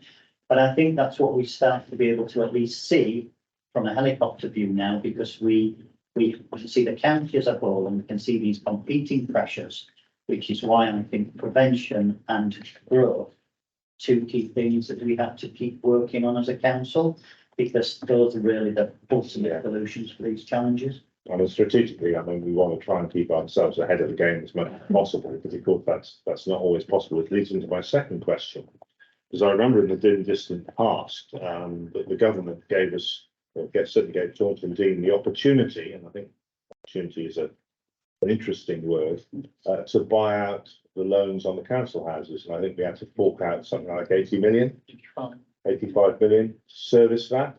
That must have been 10 years ago, I suppose. Yeah. So I was just wondering how the interest rates on that is going, and what's our ability to service that, because having borrowed that money from a generous government, we still have to pay it back. And is that likely to cause pressure on your service, because it's a large amount of money? So I can't answer the detail, but it's detail that you should be able to have provided to you. The business plan of the housing revenue account is reviewed every year. There is a process which is starting now up to November to create that, to do that review.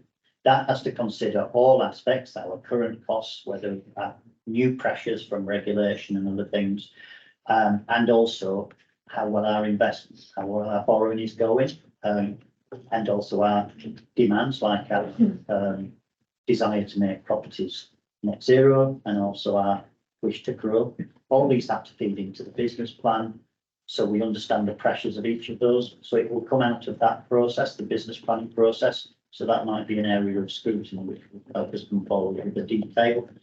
That would be a better way of getting a good answer. Yeah, okay, that'd be very useful. And just as a sort of final clarification, the housing revenue account is completely ring fenced and is not subject to any of the cost cutting or savings required elsewhere.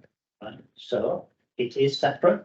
So if it's managing within its, so it's got a lot of things that has to be, the 30-year business plan has to be able to be followed.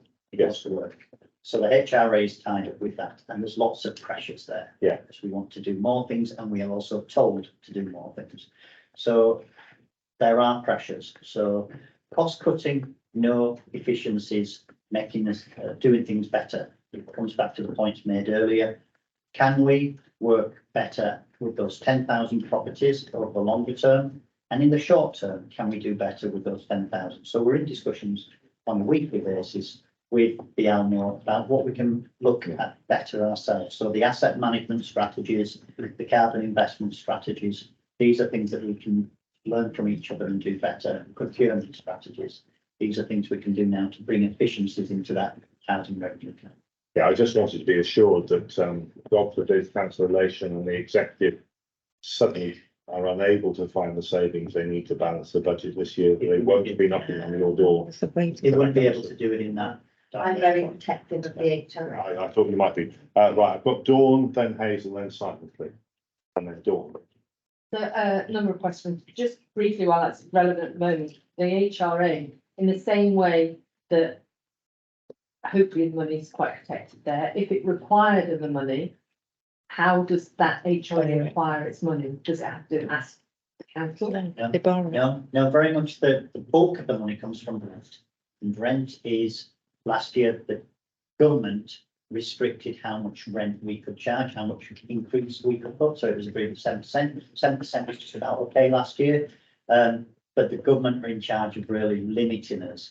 So the council set the rent each year, sometimes with a cap set by government, and it's within a rent setting process. So the rent is what generates the income. If that's tight, then we have to cut our cloth accordingly, which is about how much do we invest in new build development, how much do we spend in zero carbon works. We must still provide the basics, which is a good quality house, which is a safe house and a healthy house.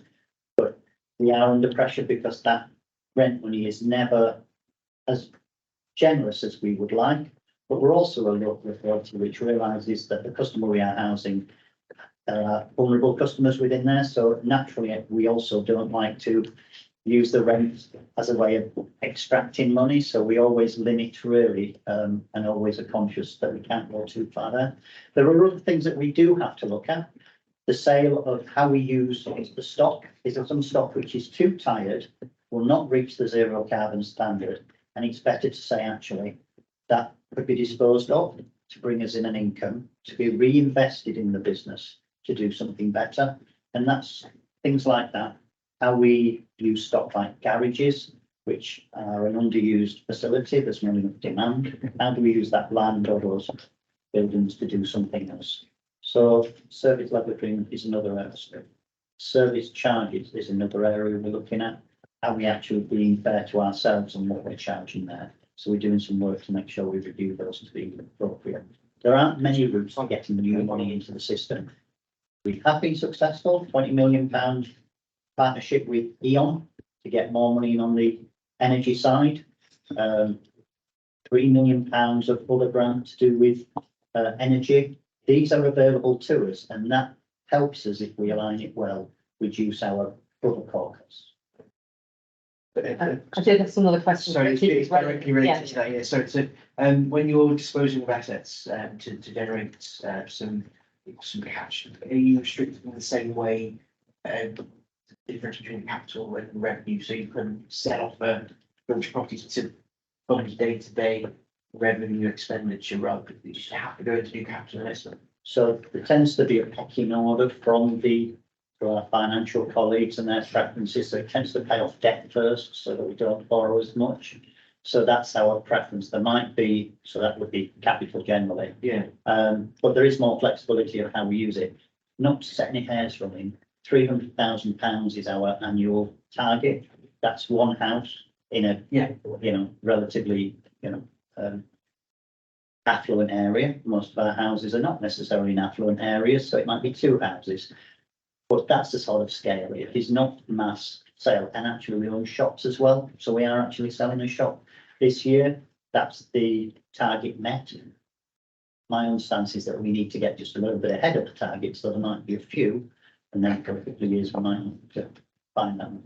And I'm right in thinking that people who buy their council houses through right to buy, do we don't retain the money, or do we retain the money but we have to reinvest it within 2 years, or we lose it? There are rules there that if we've got an agreement with government, as many councils have, is that we can reinvest that money, most of that money, into we can reinvest it in building our own, or we can reinvest it in housing associations to help them build. We have a time limit in order to use that money, otherwise it goes back to government. It's now 5 years. And it's 40% towards, so we still have to find the 60%. So it's still a lot of cash to find. Yeah, okay. I mean, this thing, I've always been amazed how the whole sort of council social housing picture is completely, well, I will refrain from saying what I think it is anyway. Moving swiftly. Yes, Dawn, yes, please. And so when it comes to the adaptions, I'm just trying to understand it properly. So adult social services presumably would pass people to you for adaptions. Is that sometimes that happens? Is that a budget that you have that you can easily adapt, or is it a set amount? Is it who requests the adaptions and who has access to that money? Basically, the customer requests the adaptation. So customers need to approach service, which is often through things like the occupational therapist service, which currently sits with adults, but actually may come over to housing. And there's then an assessment made to say what is needed. And then what is needed may qualify for grant. And that delivery of that component, whether it be a grab rail, whether it be a walk-in shower. We also have demands for extensions because of multiple challenges that some families have. It could be even an extension. That will be delivered through my team, through. That's your pot money. That's ours, and the government gives £5 million this year. It gives £5 million last year, probably give us £5 million next year. We do also access some of the council's other money, called the Better Care Fund. That is about health outcomes, and that can help do more. And that £5 million can help go further. And we certainly have, we know, you all know, there are demographics and also the specific needs of many families are very intense. We might have families with 3 or 4 people who have got different medical conditions and very expensive solutions. And we can't meet that even with £7 million or so going into this, but we've got to try and make that go as far as possible in their own proportions. I'm learning lots about other functions I didn't realise you covered, so that's really interesting. And the other point I wanted to make is we have lots of housing developments that are not delivering their social housing requirements, saying they cannot afford to reach the percentage of social housing they're supposed to.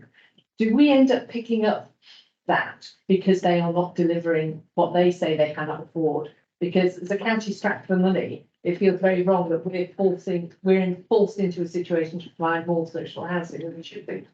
So one of the services I've been keen to is the enabling service, which works with planning very closely on the affordable housing, which is coming through planning obligation. So it does seem like we are likely to have that enabling service with housing, which is great, because the housing enabling service is very important to the housing service, because we only have our own council houses in the north and the west. In the south and the east, we rely on housing association partners. So understanding the relationship between the housing associations, building new, the planning arrangement, is all very important for getting that growth. There are many challenges, far more than we want to go into now, but certainly there's a lot of pressures on developments to spend money on other things before it gets to affordable housing. So first of all, does affordable housing get a share anyway?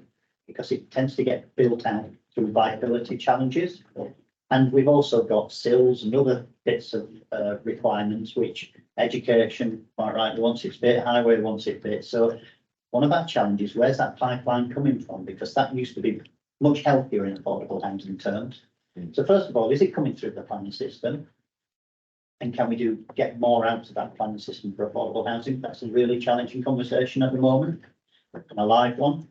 And then the other thing is, can we entice developers into our area to do more, housing associations or others, help them with Roads England, get more grant, get them to do the things rather than us doing it wherever possible, because if they can spend their money building houses, we don't need to spend ours in that way directly. We'd still like to do stuff, but probably more as examples. So there's lots of issues around. Bottom line is that we need to keep working with those registered providers to try and maximise what they're investing here. But it's difficult, as I said. It's been one, it might have been another, it might have been another. But these are the challenges we'll be facing. So it might have answered the question directly, but there are a lot of issues in there, and I thought to have the enabling service within my area to help to tackle that. Yeah, right, thank you. Hazel? It's one of the bugbears that I used to have was the amount of HRA money that was shunted across to Taunton Dean in the day for its share of the chief executive and so on and so forth. I always thought that whilst it was done on a value basis, that the chief executive never spent anything like that amount of time on housing functions. I was assured when I ceased to become the housing portfolio holder there, which is a fair few years ago now, that things had got better and it wasn't done on the same basis. But it's something that I'd be interested, because that's where there's going to be a clear differential between the Almo and the. So I think that's something that could be explored, because it does seem to me that when money's short, you can revisit the allocations for central costs. And if you look in value, it's quite a valuable service, but there's no way that was ever fair. And I could never get to the bottom of how they have made it less equitable. I mean, more equitable. It has been one of my first tasks to do, because I equally need to be reassured that the HRA is not being disadvantaged through quite significant payments. 49 staff, I think we paid for in the check through that money to the general fund and other things. So it's quite a lot of money. I think so I am exploring this in detail. And I'm also very keen that the Almo and the in-house seen in the same way, in the same light. So therefore the pressures of that £1 million on the in-house service and the £1 million on the Almo is actually the correct sort of sums. Because actually what we've got is two landlords and we've got a housing revenue account.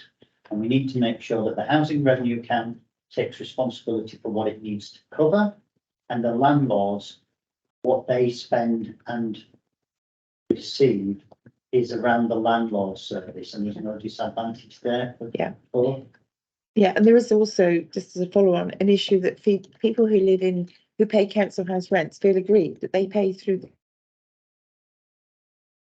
council tax, same as everybody else, but they also have a line on their rent thing that's for grass cutting. So there's an area to be explored, because they feel, well, we're paying for it twice. Everybody else only pays for it once.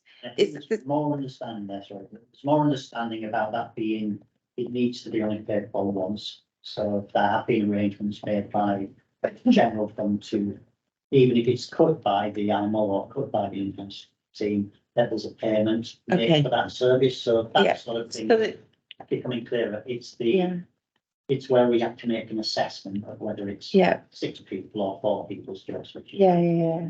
Yeah.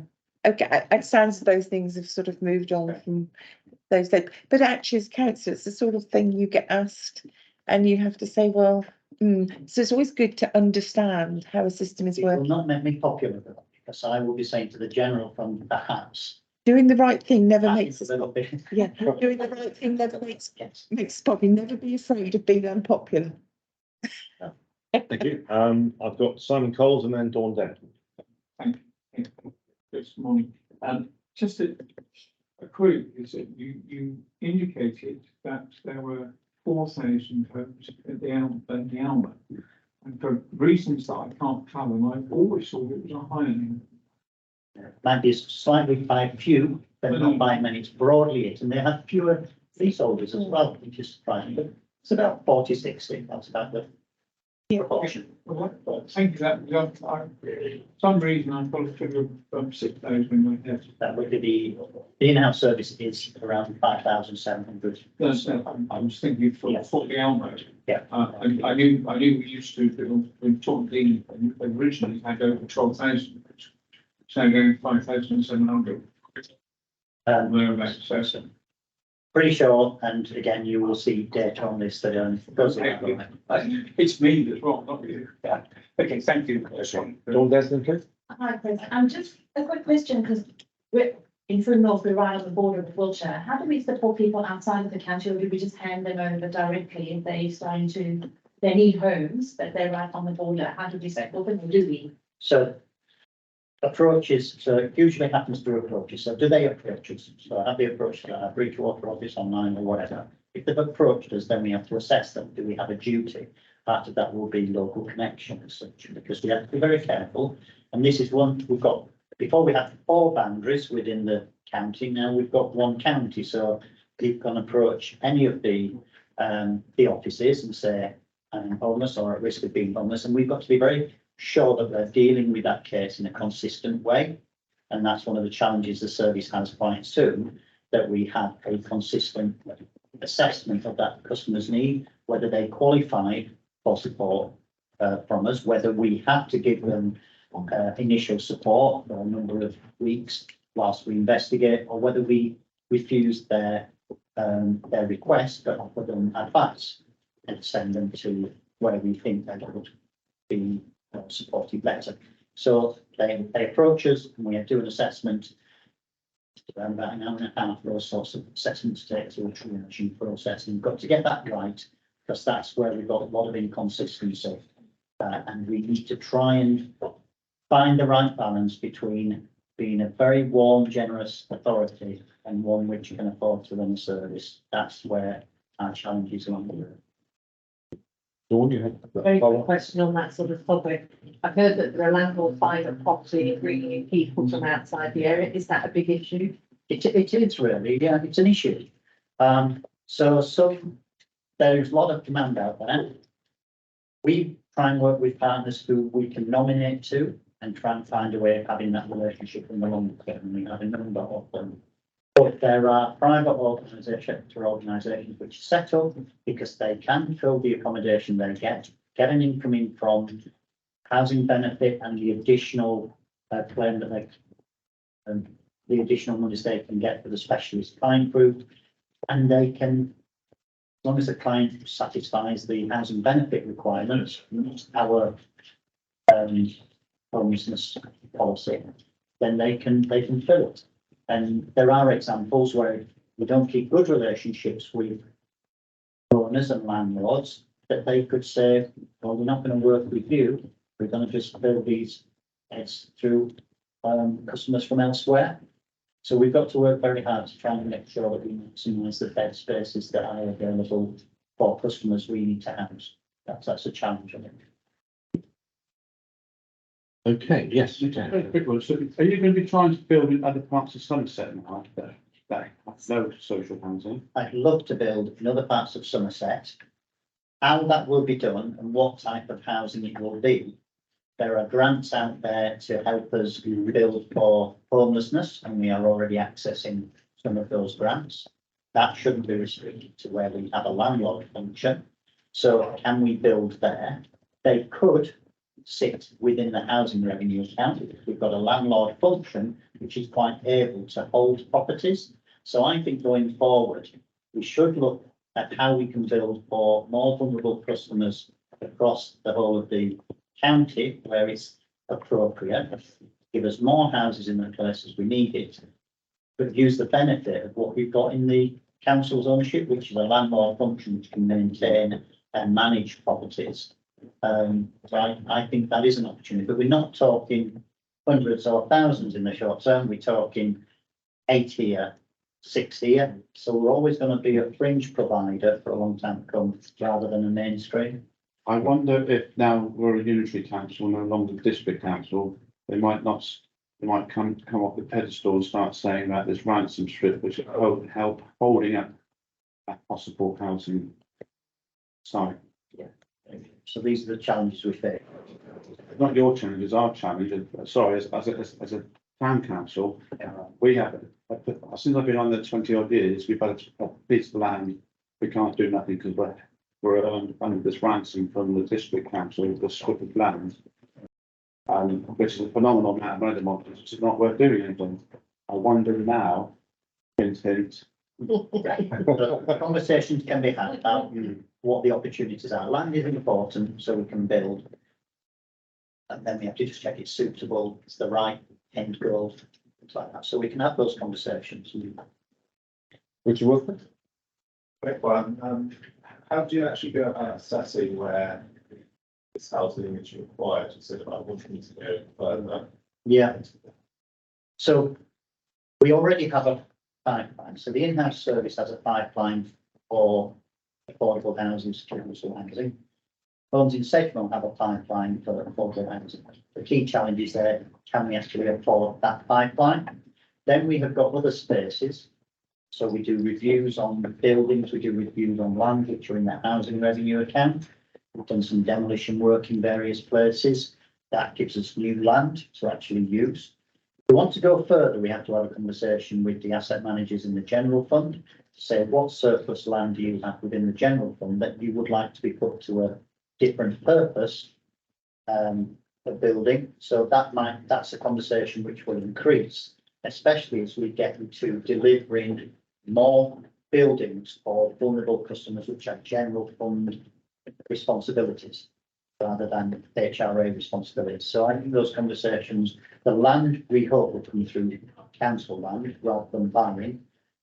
Only when we exhaust that sort of supply should we start looking to buy, because it's an extra cost in the process. But we are a big council now, and we'll have pockets of land here and there, which we should be looking to utilise. You're saying that it's led more by where pockets of land are rather than user. That's definitely. It is.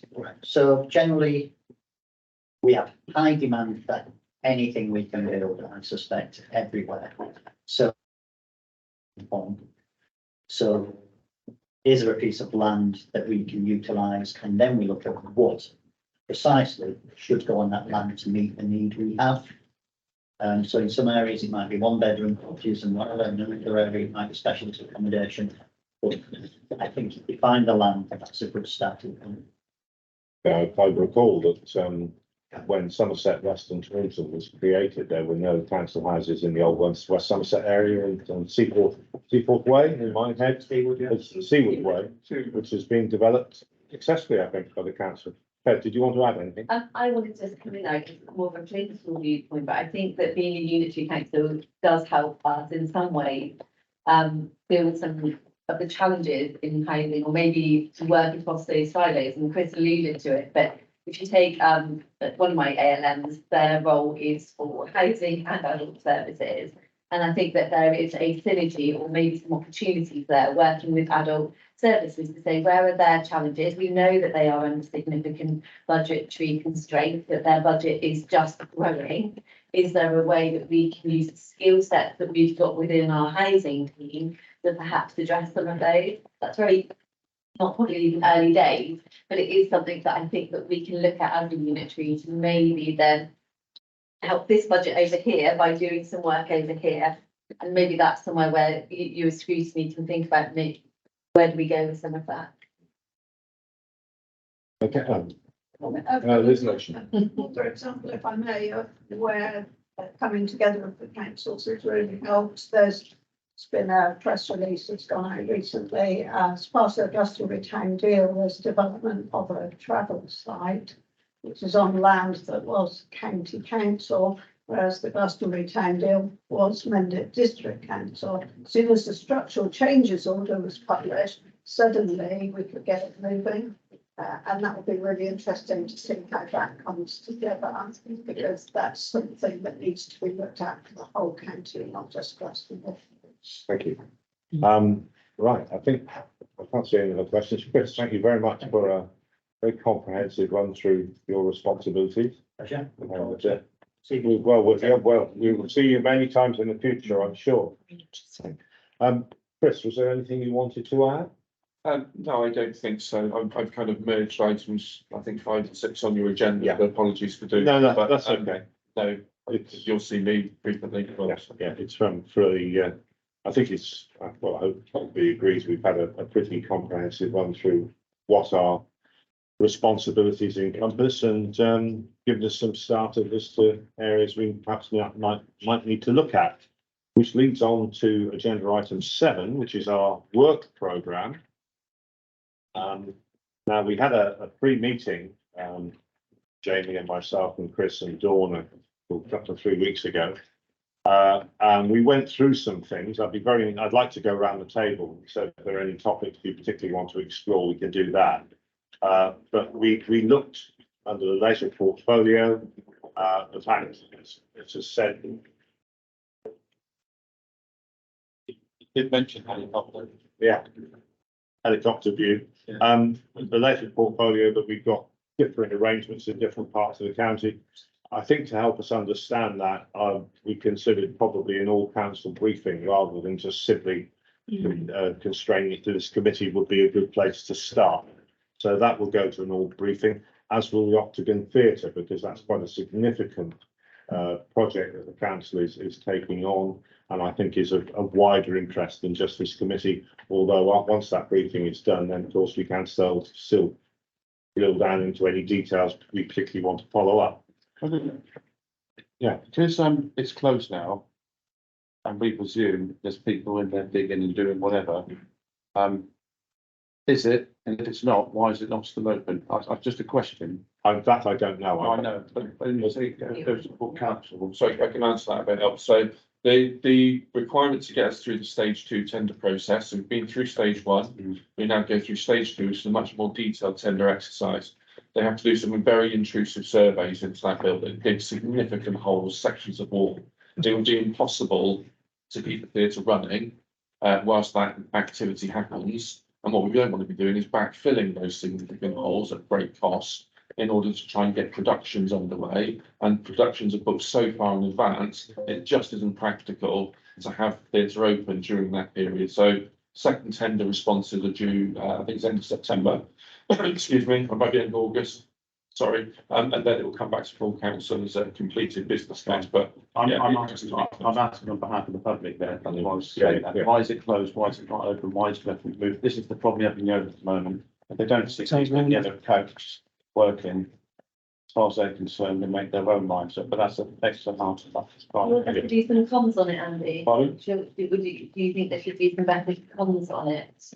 Everything to do with the council and what they're doing. The overall's just become a place where people don't open their eyes. They open their eyes, they see no one working. They just presume. Assume it's died. Yeah. And it's going to have a name, and they're coming to us. We don't know what's going on, who's managing what and all this. And I don't need it now. I mean, I just need an answer where I understand what's going on. Last answer I got, well, they're clearing everything out. You just can't start work when there's all the theatrical stuff in there. And that was happy for me, but I was just sort of We'll put Yeah, the I'll- programs together, but yeah. anyway, I'm sorry. I think a briefing to the entire council where we can ask questions like that would be very helpful if that can be sorted out in the next month or 6 weeks or something.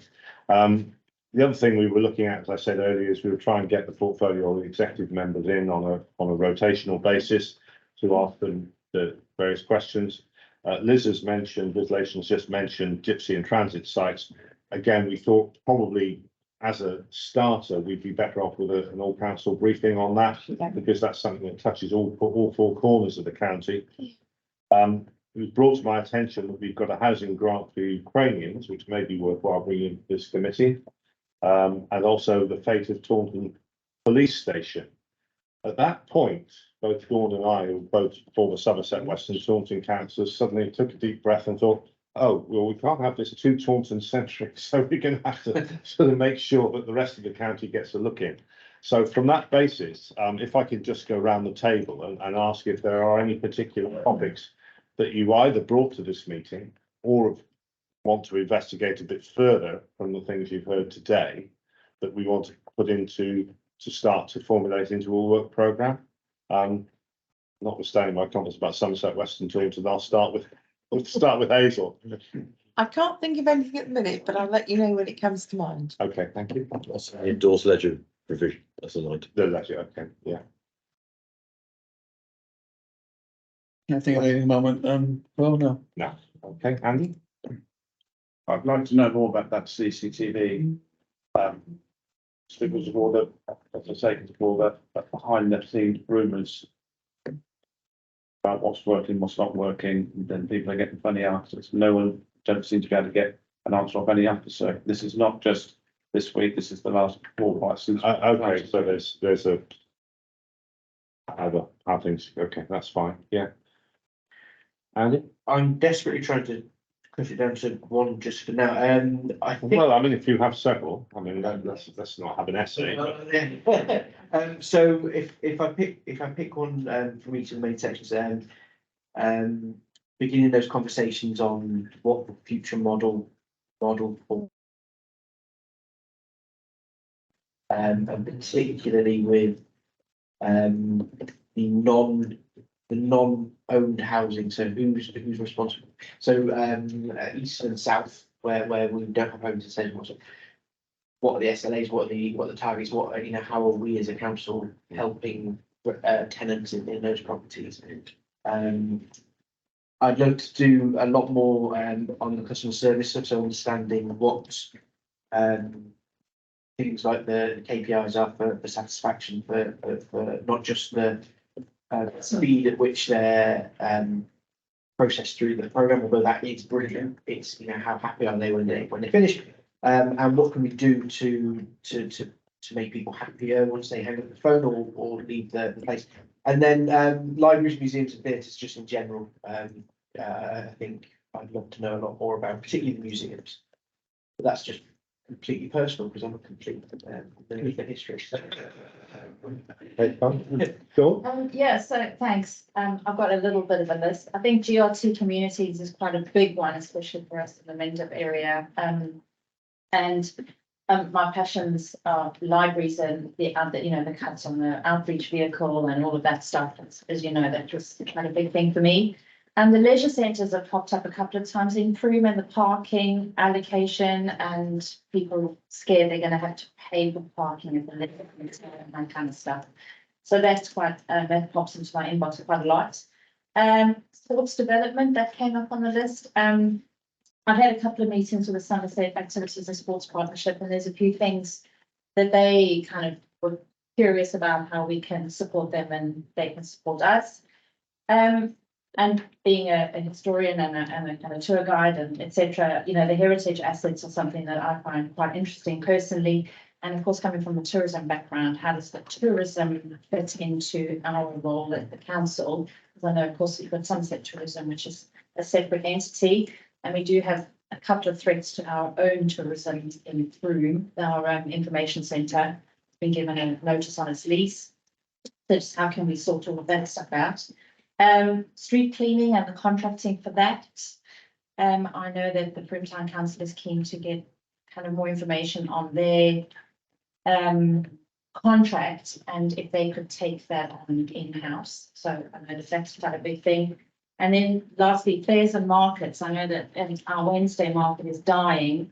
And I don't know if that's something that we can do to preserve it and put all our energies rather into a Saturday market. But it just feels a real shame as market towns that we lose something that makes us quite unique. Okay, thank you.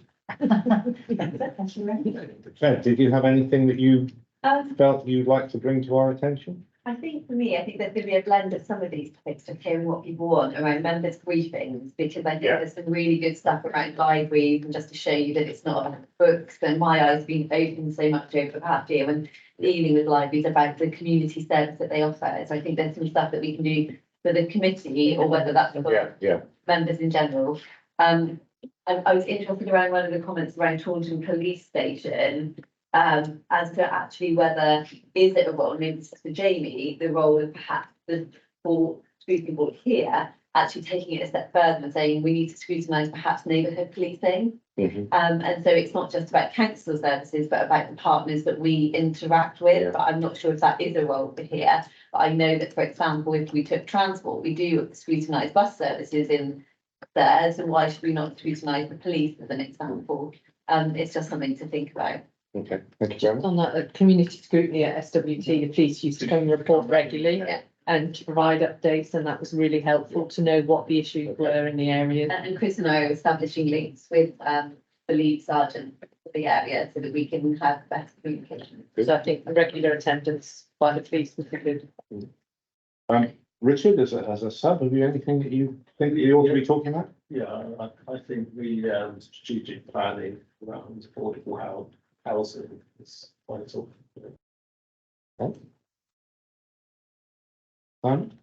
Thank you, Paul, but most of the things that I've been thinking of have already been mentioned. And I don't want this to become completely Taunton centric, but I do agree that we should have the local constabulary coming to our meetings regularly. It was a very useful thing when we had them come to our, when it was some service in Taunton. They would come regularly and be grilled. And they were up for it, so I think it's an important step. Chris, have you got any topics burning a hole at the moment? No, but I was writing them down and trying to divide what I thought might end up being kind of member briefing territory versus report. So we with our next meeting, we can do. The only other thing that I would like for more information is our park maintenance, because more and more in my community, people are wanting better parks and wanting them attended to better than they perhaps have been in the past. And it's really understanding completely the obligations and where they sit with what people, and because there's such a mismatch of management companies, district responsibilities, county responsibilities, and I'm really not clear. And I'd really like a briefing of some sort which really clarified the overview of our park provision and what kind of budget is behind being able to, develop these really important spaces as people become much more keen to get their children outdoors. Okay. Well, in the absence of any other topics, I'll draw that to a close. You'll see that item 8 on the agenda is the date of our next meeting, which is on the 9th of August at 10 AM in the lottery room, where we will be back, and hopefully the comms will be a little smoother. Maybe do our best, Chair. And all just calls to me to say thank you all very much. Thank you to the officers for supporting us here today. Thank you for all your contributions. Thanks to the Chris's and to Federica for their presentations, and look forward to seeing you all again. And August the 7th, yeah, not the 9th, I beg your pardon, 9th of August. Yeah.